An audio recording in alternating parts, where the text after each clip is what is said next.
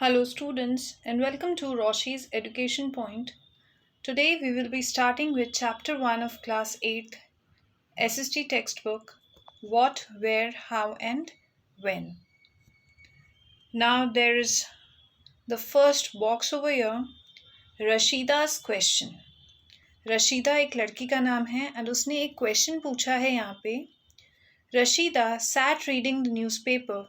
Suddenly, her eyes fell on a small headline. अभी रशीदा क्या कर रही थी न्यूज़पेपर रीड कर रही थी और न्यूज़पेपर रीड करते हुए उसकी नज़र एक हेडलाइन पर पड़ी 100 years ago 100 साल पहले की बात है इतनी सी लाइन उसने सुनी how she wondered could anyone know what had happened so many years ago अब जैसे ही उसने ये लाइन पढ़ी 100 साल पहले उसके दिमाग में क्वेश्चन आया कि लोगों को कैसे पता है कि 100 years पहले क्या हुआ था 100 साल पहले क्या हुआ था क्योंकि उस टाइम तक तो हम जिंदा ही नहीं होते फाइंडिंग आउट व्हाट हैपेंड अब हम पता लगा रहे हैं कि क्या हुआ था yesterday you could listen to the radio watch television read a newspaper कल आप रेडियो सुन सकते थे टीवी देख सकते थे और न्यूज़पेपर रीड कर सकते थे last year ask somebody who remembers आप कल का तो एक एक चीज़ बता सकते हो लेकिन लास्ट ईयर सेम डेट पर आपने क्या किया था आपको तो वो भी याद नहीं है तो जब आपको लास्ट ईयर का ही याद नहीं है तो आपको इतने साल पुराना कैसे याद होगा but what about long long ago let us see how it can be done अब हमें इस चैप्टर में क्या पढ़ना है कि किस तरीके से हम इतने सालों पुरानी चीज़ें भी याद रख सकते हैं एग्जैक्टली कि क्या कैसे हुआ था What can we know about the past? हम क्या क्या पास्ट के बारे में जान सकते हैं There are several things we can find out. अब बहुत सारी ऐसी चीज़ें हैं जो हम पता लगा सकते हैं What people ate. लोग क्या खाते थे The kinds of clothes they wore. किस तरह के कपड़े वो लोग पहनते थे The houses in which they lived. किस तरीके के घरों में वो लोग रहना पसंद करते थे We can find out about the lives of hunters, herders, farmers, rulers, merchants, priests, craftspersons, artists, musicians and scientists. ये अलग अलग प्रोफेशंस हैं तो किस तरह की लाइफ ये एक एक इंसान एक एक प्रोफेशन वाला इंसान जीता था हम उन सब के बारे में भी पढ़ सकते हैं We can also find out about the games children played. The stories they heard, the plays they saw, the songs they sang. जो उस टाइम पर बच्चे गेम खेला करते थे हम उसके बारे में भी पता लगा सकते हैं वो जो स्टोरी सुना करते थे उनके बारे में पता लगा सकते हैं या फिर वो जो सॉन्ग्स गाते थे इवन हम उनके बारे में भी पता लगा सकते हैं Where did people live? अब लोग रहते कहाँ थे Find the river Narmada on map 1, page number 2. People have lived along the banks of this river for several hundred thousands years. Banks of river होता है नदी के किनारे तो नर्मदा रिवर के किनारे हजारों सालों तक लोगों ने रहना स्टार्ट किया था Some of the earliest people who lived here were skilled gatherers, that is, people who gathered their food. अब वही लोग जिंदा रह सकते हैं जो अपना खाना खुद कलेक्ट कर सकते हैं खुद गैदर कर सकते हैं They knew about the vast wealth of plants in the surrounding forest and collected roots, fruits and other forest produce for their food. अब इन लोगों को ये पता था कि प्लांट से हमें कितनी सारी खाने की चीज़ें मिलती हैं तो आसपास के प्लांट्स के फ्रूट्स को उनकी रूट्स को कलेक्ट कर कर अपने खाने का काम कर लेते थे They also hunted animals. वो animals को भी hunt करते थे for food. Now find the Suleiman and Kirthar hills to the northwest. Some of the areas where women and men first began to grow crops such as wheat and barley about 8,000 years ago are located here. अब ये जो hills यहाँ पर बताई हुई हैं यहाँ पर 8,000 साल पहले सबसे पहली बार wheat और barley grow किया गया था People also began rearing animals like sheep, goat and cattle and lived in villages. इसी टाइम पर लोगों ने भेड़ बकरियों को चराना शुरू कर दिया था, विलेजेस में रहना भी शुरू कर दिया था. Locate the Garo Hills to the northeast and the Vindhyas in central India. These were some of the other areas where agriculture developed. अब ये कुछ और नाम दे दिए हैं जहाँ पर भी धीरे धीरे एग्रीकल्चर डेवलप हो रहे थे. The places where rice was first grown are to the north of the Vindhyas. अब राइस जो आपके चावल होते हैं वो फर्स्ट टाइम विंध्यास के नॉर्थ साइड पर ग्रो हुए थे. Trace the river Indus and its tributaries. Tributaries are smaller rivers that flow into a larger river. अब ट्रिब्यूटरी क्या होती हैं? वो छोटी छोटी नदियाँ जो बाद में जाकर किसी बड़ी नदी में मिक्स हो जाती हैं, उनको हम ट्रिब्यूटरी बोलते हैं. About 4,700 years ago, some of the earliest cities flourished on the banks of these rivers. अब 4,700 साल पहले कुछ सिटीज़ बनी थी इन्हीं बैंक्स पे और बहुत अच्छे से वो डेवलप भी कर रही थी. बैंक्स मैंने आपको बताया था, नदी के किनारों को हम लोग बैंक्स बोलते हैं. Later, about 2,500 years ago, cities developed on the banks of the Ganga and its tributaries along the sea coast. Starting हुई थी नर्मदा से, फिर इंडस रिवर के किनारे भी हमने सिटीज़ और विलेजेस बनाना स्टार्ट करे, एंड फाइनली गंगा रिवर और उसकी ट्रिब्यूटरीज के कॉर्नर्स पर भी हमने सिटीज़ को डेवलप करना स्टार्ट कर दिया था. Locate the Ganga and its tributary called the Son. अब गंगा रिवर के ट्रिब्यूटरी का नाम है सोन. एक ट्रिब्यूटरी नहीं होती है, बहुत सारी होती है. यहाँ पर बात सिर्फ एक ट्रिब्यूटरी की करी हुई है. In ancient times, the area along these rivers to the south of the Ganga was known as Magad, now lying in the state of Bihar. अब पुराने ज़माने में इस गंगा रिवर के साउथ वाले एरिया को हम मगध के नाम से जानते थे, और ये मगध आज के टाइम पर बिहार स्टेट के अंदर है. Its rulers were very powerful and set up a large kingdom. अब ये जो मगध हैं, इनके जो रूलर्स थे वो बहुत ही पावरफुल थे. Kingdoms were set up in other parts of the country as well. अब इनका एक लार्ज किंगडम मगध में तो था ही सही, और भी कंट्रीज़ के अलग अलग हिस्सों में भी इन्होंने अपने किंगडम्स को सेटअप कर रखा था. Throughout, people traveled from one part of the subcontinent to another. अब लोग क्या करते, हर टाइम पर ट्रैवल करना स्टार्ट कर दिया था इन्होंने. एक जगह से दूसरी जगह ये लोग ट्रैवल करते थे. The hills and high mountains, including the Himalayas, deserts, rivers and seas, made journey dangerous at times, but never impossible.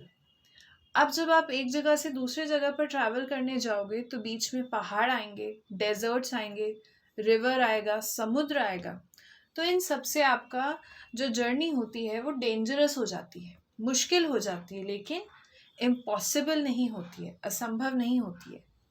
So men and women moved in search of livelihood, as also to escape from natural disasters like floods or droughts.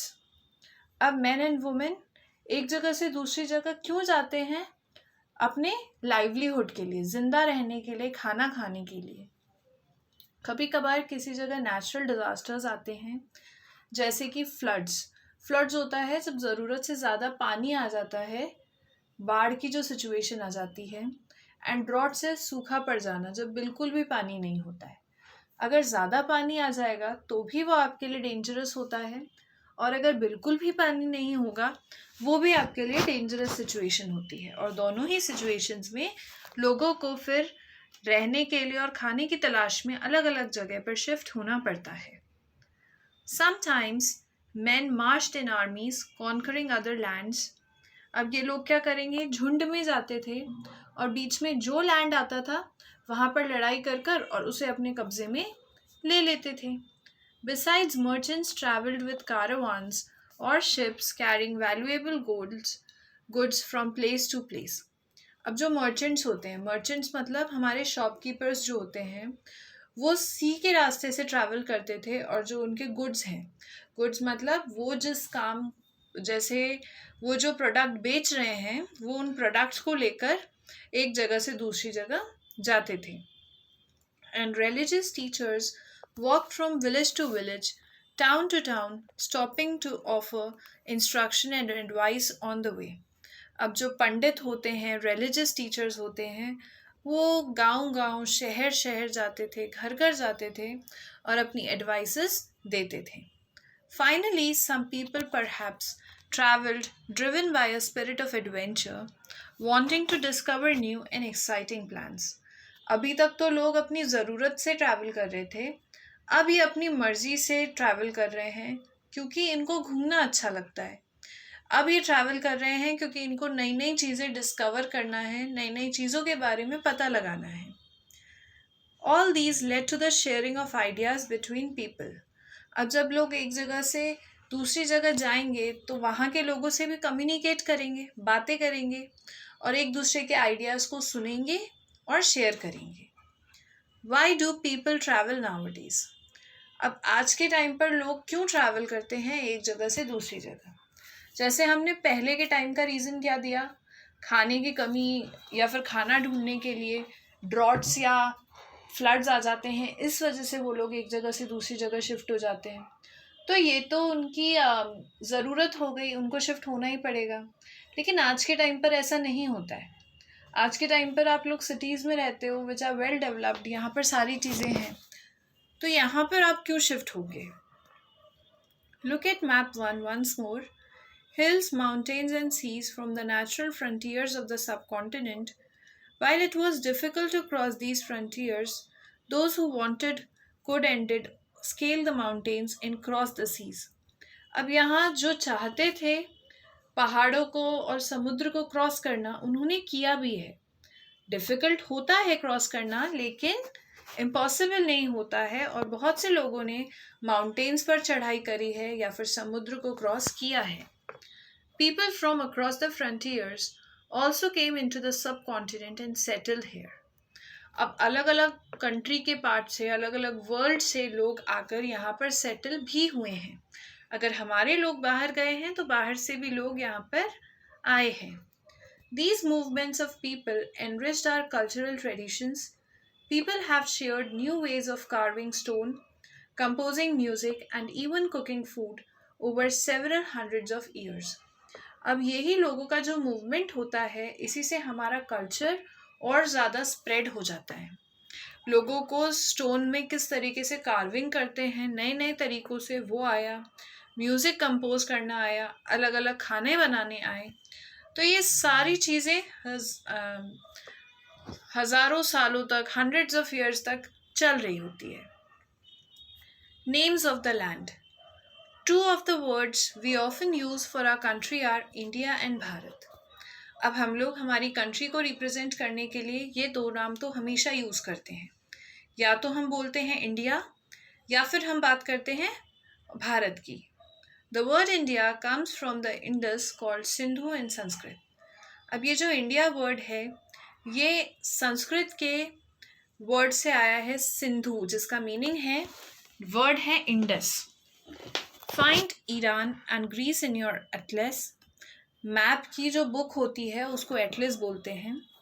The Iranians and the Greeks who came through the northwest about 2500 years ago and were familiar with the Indus called it the Hindos or the Indos, and the land to the east of the river was called India. अब जो Iranians होते हैं ना, उनका बोलने का तरीका अलग होता था. तो रिवर का नाम तो क्या है, इंडस, लेकिन वो उसको प्रनाउंस कैसे करते थे, हिंदोस. तो इसी तरीके से धीरे धीरे धीरे वो हिंदोस, इंडोस ऐसे बोलते गए. और इसी रिवर का जो ईस्ट वाला पार्ट था वो इंडिया कहलाता था. The name Bharat was used for a group of people who lived in the northwest and who are mentioned in the Rig Veda, the earliest composition in Sanskrit, dated to about 3500 years ago. Later it was used for the country. कुछ लोग थे जो कि north west area में रहते थे, उनको भारत के नाम से जाना जाता था. ये ऐसा कहाँ लिखा है, ऋग्वेद में बताया गया है. ऋग्वेद संस्कृत में बनी हुई है, कम से कम 3500 साल पुरानी है ये ऋग्वेद. उसमें बताया गया है। और बाद में ये जो भारत नाम था ये सिर्फ उन लोगों का नहीं बल्कि पूरी कंट्री का ही नाम हो गया था। तो इंडस रिवर से नाम निकला इंडिया, और ये जो ग्रुप ऑफ पीपल का नाम था भारत, उससे भी नाम निकला पूरी कंट्री का भारत। तो ये दोनों नाम के बारे में तो हमने पढ़ लिया। Finding out about the past. There are several ways of finding out about the past. अब बहुत सारे तरीके हैं जिससे आप पता लगा सकते हो पास्ट के बारे में। One is to search for and read books that were written long ago. अब एक तरीका तो क्या है कि जो पुरानी बुक्स लिखी हुई हैं आप उनको सर्च करो और उनको रीड करो। These are called manuscripts because they were written by hand. This comes from the Latin word manu meaning hand. अब ये जो हाथ से लिखी हुई बुक्स हैं इनको बोला जाता है मैन्यूस्क्रिप्ट्स। ये बहुत साल पुरानी थी और बहुत साल पहले टाइपराइटर या प्रिंटर या कंप्यूटर नहीं होते थे, तो उस टाइम पर हम लोग बुक्स वगैरह को भी हाथ से लिखते थे। These were usually written on palm leaf or on the specially prepared bark of a tree known as the birch which grows in the Himalayas. अब उस ज़माने में पेपर तो होते नहीं थे, तो एक पाम नाम का ट्री है उसके लीफ पर हम लोग लिख लेते थे, या फिर हम लोग पेड़ों की बार्क पर लिख लेते थे। और कौन से पेड़ की बार्क पर लिख रहे हैं? जो कि हमें हिमालयास पे मिलता था, वो वाले पेड़ की बार्क पर भी हम लोग लिखते थे। Over the years, many manuscripts were eaten away by insects. Some were destroyed, but many have survived, often preserved in temples and monasteries. अब ये पेड़ के पत्ते हैं या फिर पेड़ की टहनी थी, तो बहुत सालों से तो इंसेक्ट्स ने इनको खा लिया या फिर ये अपने आप ही डिस्ट्रॉय हो गए, लेकिन अभी भी कुछ मैन्यूस्क्रिप्ट्स बचे हैं जो कि टेम्पल्स और मोनेस्ट्रीज में आज भी संभाल के रखे हुए होते हैं। These books dealt with all kinds of subjects, religious beliefs and practices, the lives of kings, medicine and science. अब इन मैन्यूस्क्रिप्ट्स में, इन बुक्स में क्या होता था, वहाँ उस टाइम पर रिलीजियसली लोग क्या क्या मानते थे, वहाँ के राजा किस तरह से रहते थे, कौन कौन सी मेडिसिन और साइंस उस टाइम पर चलती थी, इनके बारे में इन बुक्स में पता होता है। Many of these were written in Sanskrit, others were in Prakrit language used by ordinary people and Tamil. सबसे पहले हमारी प्राकृत लैंग्वेज थी, संस्कृत लैंग्वेज थी, तो ये बुक्स भी उसी लैंग्वेजेस में लिखी हुई है या फिर तमिल में लिखी हुई है। We can also study inscriptions. Inscriptions भी हम लोग पढ़ सकते हैं, क्या होते हैं देख लेते हैं। These are writings on relatively hard surfaces such as stone और मेटल। अब पत्थरों पर लिखना है या फिर मेटल पर लिखी हुई अगर चीज़ है तो उसको आप इंस्क्रिप्शन बोलोगे। Sometimes Kings got there orders inscribed so that people could see, read and ओबे देम। अब जो राजा कोई भी रूल पास करते थे, कोई भी ऑर्डर देते थे, तो उन्हें पत्थरों पर लिख दिया जाता था जिससे कि लोग ईजिली उन्हें पढ़ सकते हैं और उनको फॉलो कर सकते हैं। There are other kinds of inscriptions as well, where men and women, including kings and queens, recorded what they did. अब एक इंस्क्रिप्शन हमने क्या पढ़ा जिसमें ऑर्डर्स पास करते हैं, और ये वाला इंस्क्रिप्शन में मैन एंड वुमेन जो राजा रानी हैं वो किस तरीके से रहते हैं, क्या क्या काम करते हैं, वो लोग वो लिखवाते थे उसमें। For example, king often kept records of victories in battle. अब एक राजा क्या क्या रिकॉर्ड करवाता है कि उसने अपनी पूरी लाइफ में कितनी बार लड़ाइयाँ जीती, किस किस से लड़ाई करी, वो सारी चीज़ें वो उसमें रिकॉर्ड करवाता था। Can you think of the advantages of writing on a hard surface and what could have been the difficulties. अब क्या आप सोच सकते हो क्या क्या एडवांटेज होते हैं ऐसे हार्ड सरफेस पर लिखवाने के, और क्या क्या डिफ़िकल्टी आती है इनको लिखवाने के टाइम पर। There were many other things that were made and used in the past. बहुत सी और भी चीज़ें थी जो कि उस टाइम पर बनी थी और इस्तेमाल हुई थी। Those who study these objects are called archaeologists. जो हिस्ट्री के बारे में, हिस्ट्री के पुराने सामानों के बारे में पढ़ाई करता है उसे हम आर्कियोलॉजिस्ट बोलते हैं। They study the remains of buildings made of stone and brick, paintings and sculptures. ये पुरानी buildings, stone, bricks, paintings, sculptures के बारे में पढ़ाई करते हैं. They also explore and excavate, dig under the surface of the earth to find tools, weapons, pots, pans, ornaments and coins. पुराने ज़माने के हथियार, बर्तन, ज्वेलरी, ये सब ढूंढने के लिए ये ज़मीन भी खोदते रहते हैं. Some of these objects may be made of stone, others of bone, baked clay और metal. अब ये जो सामान इनको ज़मीन के नीचे से मिलते हैं, कुछ पत्थर के बने हुए होते हैं, कुछ हड्डियों के बने हुए होते हैं, कुछ क्ले या फिर मेटल के भी बने हुए होते हैं. Objects that are made of hard, imperishable substances usually survive for a long time. Imperishable का मतलब होता है ऐसा कोई भी सब्सटेंस जो कि लंबे समय तक भी खराब नहीं होता है. तो सिर्फ ऐसे ही सामान जो ऐसे मटेरियल से बने हुए होते हैं वो ही इतने लंबे टाइम तक रह सकते हैं. Archaeologists also look for bones of animals, birds and fish to find out what people ate in the past. अब ये हड्डियाँ भी सर्च करते रहते हैं बर्ड्स और एनिमल्स की, जिससे कि ये पता लगा सकें कि पहले के लोग क्या क्या खाते थे. Plant remains survive far more rarely. If seeds of grain or pieces of wood have been burnt, they survive in a charred form. अब प्लांट्स, पौधे तो बहुत टाइम तक रह ही नहीं सकते, और लकड़ियों के टुकड़े भी अगर जला दिए तो उसकी जो राख होती है वो बहुत टाइम तक रह सकती है. Do you think clothes is found frequently by archaeologists? अब पुराने ज़माने के लोग कपड़े भी तो पहनते थे, तो क्या उस टाइम पर आप कपड़े इतना इजीली मिल जाते थे लोगों को? Historians, that is scholars, who study the past often use the word source to refer to the information found from manuscripts, inscriptions and archaeology. अब historians कौन हैं जो हिस्ट्री के बारे में पढ़ रहे हैं? तो जब भी उनको कोई इन्फॉर्मेशन मिलती है इन चीज़ों से, तो उनके लिए ये मैन्यूस्क्रिप्ट्स, इंस्क्रिप्शंस और आर्कियोलॉजी सोर्स होता है जिससे उन्हें इंफॉर्मेशन मिलती है. Once sources are found, learning about the past becomes an adventure as we reconstruct it bit by bit. अब जैसे ही आपको पुराना कोई भी एक सोर्स मिल जाता है, उसके बाद आपके अंदर का एक्साइटमेंट बढ़ जाएगा, क्योंकि अब आपको उस सोर्स को बहुत अच्छे से स्टडी करना है. एक एक चीज़ धीरे धीरे आपको उसमें से पता लगती जाती है, तो बहुत अच्छा लगता है. So historians and archaeologists are like detectives who use all these sources like clues to find out about our past.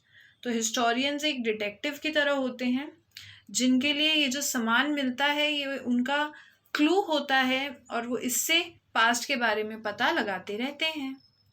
One past और मैनी. अब हमारे कितने पास्ट हैं? एक है या एक से ज़्यादा है? Did you notice the title of this book, Our Past?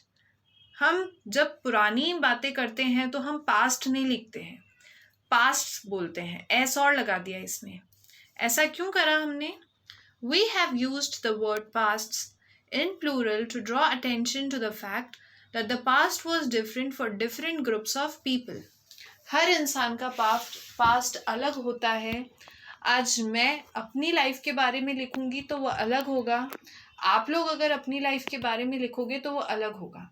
इसका मतलब पास्ट बहुत सारे होते हैं, हर इंसान का पास्ट अलग अलग होता है, इसलिए हमने पास्ट को प्लूरल फॉर्म में यूज़ किया हुआ है. For example, The lives of herders or farmers were different from those of kings and queens. किसानों की लाइफ अलग होती है राजा और रानी से. The lives of merchants were different from those of craftspersons and so on. Basically, हर इंसान की life दूसरे से अलग होती है. Also, as it is true even today, people follow different practices and customs in different parts of the country. अलग अलग parts of the country में रहने वाले लोग अलग अलग कल्चर और ट्रेडिशन या रिलीजन को भी फॉलो करते थे.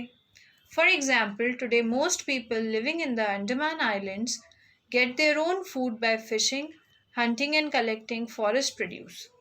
अब आज के टाइम पर भी अंडमान आइलैंड का नाम है जहाँ पर भी लोग फिशिंग, हंटिंग करके अपने खाने को कलेक्ट कर लेते हैं. By contrast, most people living in the cities depend on others for supplies of food. And हम लोग जो सिटी में रहते हैं, हम लोग तो टोटली दूसरों पर डिपेंड होते हैं अपने खाने के लिए. आज आप वेजिटेबल लेने कहाँ जाते हैं? सब्जी मंडी. तो वहाँ पर खाना कोई दूसरा लेकर आएगा और आप सिर्फ वहाँ जाकर उसको परचेज करने का काम करते हो. दैट मीन्स हम लोग दूसरे लोगों पर डिपेंड हो जाते हैं. Differences such as these existed in the past as well. अब ये डिफरेंस तो आज के टाइम का है. इसी तरीके के डिफरेंसेस पुराने ज़माने में भी होते थे. Besides, there is another kind of difference. अब इनके अलावा भी एक अलग काइंड का डिफरेंस है. We know a great deal about kings and the battles they fought because they kept records of their victories. अब हमें राजा और उन्होंने क्या क्या लड़ाइयाँ लड़ी उनके बारे में तो पता होता है. क्यों पता होता है? क्योंकि राजा उसका रिकॉर्ड लिखवा कर रखते थे उस टाइम पर. Generally ordinary people such as hunters, fishing folk gatherers, farmers और herders did not keep records of what they did. अब राजा ने तो रिकॉर्ड रख लिया तो उनका चीज़ें पढ़ना हमारे लिए ईजी हो गया. अब जो नॉर्मल लोग थे वो तो रिकॉर्ड लिखते नहीं थे, तो उनकी लाइफ के बारे में हमें पता कुछ भी नहीं चलता है. While archaeology helps us to find out about their lives, there is much that remains unknown. अब आर्कियोलॉजी पुराने सामानों से हम थोड़ा सा आइडिया तो लगा सकते हैं कि पास्ट के लोग कैसे रहते थे, लेकिन अभी भी बहुत सारी ऐसी चीज़ें हैं जिनके बारे में हमें पता नहीं है. What do dates mean? अब डेट्स से हम क्या समझते हैं? If somebody asks you the date, you will probably mention the day, month and year, 2000 and something. अब कोई आपसे डेट पूछता है तो आप पूरा बताते हो. जैसे अगर आज की डेट है, फॉर एग्जाम्पल आज न्यू ईयर होता, तो मैं क्या डेट बोलूँगी? 1 जनवरी 2020. तो इस तरीके से मैं अपनी डेट पूरी कंप्लीट बताती हूँ. These years are counted from the date generally assigned to the birth of Jesus Christ, the founder of Christianity. अब पुराने टाइम पर डेट जीसस क्राइस्ट के बर्थ से पता होती है. जीसस क्राइस्ट का जो बर्थ है, जीसस क्राइस्ट कौन है? जो क्रिश्चियनिटी है, हमारा रिलीजन है, उसके फाउंडर हैं. तो उनके बर्थ से हम लोग काउंट करते हैं years. So 2000 means 2000 years after the birth of Jesus Christ. अब हम लोग 2020 बोलते हैं, इसका मतलब जीसस क्राइस्ट 2020 ईयर्स पहले बॉर्न हुए थे. All dates before the birth of Christ are counted backwards and usually have the letters BC before Christ. अब क्राइस्ट के पैदा होने से पहले भी तो दुनिया चलती थी, तो तब की डेट्स हम क्या करते हैं? रिवर्स में काउंट करते हैं. जैसे क्राइस्ट के पैदा होने के 1 साल पहले, 2 साल पहले, 3 साल पहले, इस तरीके से हम लिखते थे. तो ये जो इतने साल पहले, ये बताने के लिए हम लोग एक लेटर यूज़ करेंगे BC. BC का फुल फॉर्म है बिफोर क्राइस्ट. अब अगर मैं बोलूँ 300 BC, मतलब जीसस क्राइस्ट के पैदा होने के 300 साल पहले की बात मैं कर रही हूँ. In this book, we will refer to dates going back from the present using 2000 as our starting point. इस चैप्टर में हम लोग क्या करेंगे? 2000 को हमारा स्टार्टिंग पॉइंट मानेंगे और फिर इससे पहले की बातें हम लोग करते जाएंगे. Letters with dates. BC we have seen stands for before Christ. अभी मैंने बताया था BC का फुल फॉर्म होता है before Christ. You will sometimes find AD before dates. अब जब आप हिस्ट्री पढ़ोगे तो कभी कभी आपको AD भी दिखेगा. This stands for 2 Latin words, Anno Domini, meaning in the year of the Lord, that is Christ. Anno Domini क्या होता है? लैटिन के वर्ड्स हैं. ये उस टाइम का बताते हैं जिस टाइम क्राइस्ट थे. So 2012 can also be written as AD 2012. Sometimes CE is used instead of AD and BCE instead of BC. अब AD की जगह हम CE लिख देते हैं और BC की जगह BCE लिख देते हैं. तो ये क्या होता है? The letters CE stands for Common Era. CE को बोलते हैं Common Era और BCE को बोलते हैं Before Common Era. We use these terms because the Christian era is now used in most countries in the world. हम लोगों ने ये CE और BCE या फिर हमने जीसस क्राइस्ट को ही क्यों चुना? क्योंकि कंट्री के मोस्ट ऑफ द एरियाज में क्रिश्चियनिटी फैली हुई होती है, तो ये थोड़ा इजी तरीका होता है लोगों के साथ कम्युनिकेट करने के लिए. We use these terms because the Christian era is now used in most countries of the world. In India, we began using this form of dating from about 200 years ago. सिर्फ 200 साल पहले से हमने चालू करा है इंडियंस ने. World तो इसको और भी पहले से करता है यूज में. And sometimes the letter BP meaning before present are used. ये रेयर है, लेकिन फिर भी अगर कभी आपको BP दिख जाए तो BP का मतलब होता है बिफोर प्रेजेंट. बिफोर प्रेजेंट का मतलब पास्ट ही हो जाता है. So this was all about your chapter number 1. Let us see this box also. Elsewhere, we have seen that inscriptions are inscribed on hard surfaces. Many of these were inscribed several hundred years ago. हमने देखा था कि inscriptions hard surfaces पे बने हुए होते हैं और बहुत सी चीज़ें तो बहुत साल पुरानी हैं. All inscriptions contain both scripts and languages. अब inscriptions के अंदर लिखी हुई चीज़ें भी हो सकते हैं या ड्राइंग भी हो सकती है. Languages which were used as well as scripts have changed over time. पुराने ज़माने की लैंग्वेज और अभी की लैंग्वेज बहुत चेंज हो चुकी है, तो हम लोग ईजिली इसको रीड नहीं कर पाएंगे. So how do scholars understand what was inscribed? This can be done through a process known as decipherment. Decipherment का मतलब होता है पुराने लिखे हुए लैंग्वेजेस को समझना. अब यहाँ पर आप देखें, नीचे जो लेटर्स दे रखे हैं PTOLMIIS, ये आज के ज़माने की लैंग्वेज है जो हम यूज़ करते थे, और ऊपर जो ड्राइंग्स दे रखी है वो पुराने ज़माने की लैंग्वेज है जो वो लोग यूज़ करते थे.